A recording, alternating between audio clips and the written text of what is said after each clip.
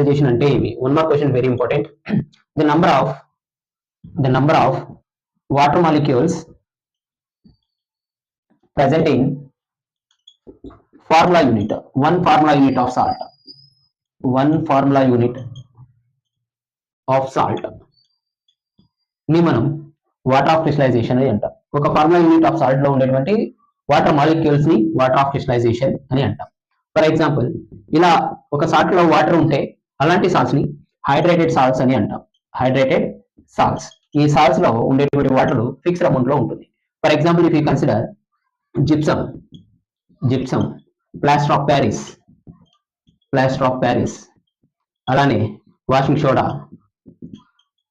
Soda, అలానే copper sulphate, blue vitriol,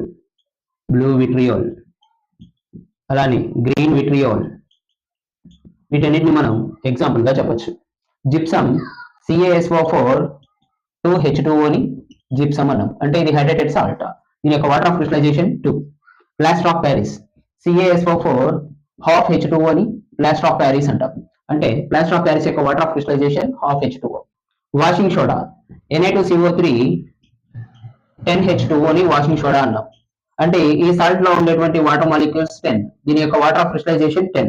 blue vitriol, copper sulphate CaSO4 5H2O అని blue vitriol అంటాం, దీన్ని water of crystallization 5. Green vitriol FeSO4 7H2O అని green vitriol అన్నాం, దీని యొక్క వాటర్ ఆఫ్ క్రిస్టలైజేషన్ 7. అంటే వీటి యొక్క salts fixed amount of water molecules ని కలిగి ఉంటే దాన్ని మనం వాటర్ ఆఫ్ క్రిస్టలైజేషన్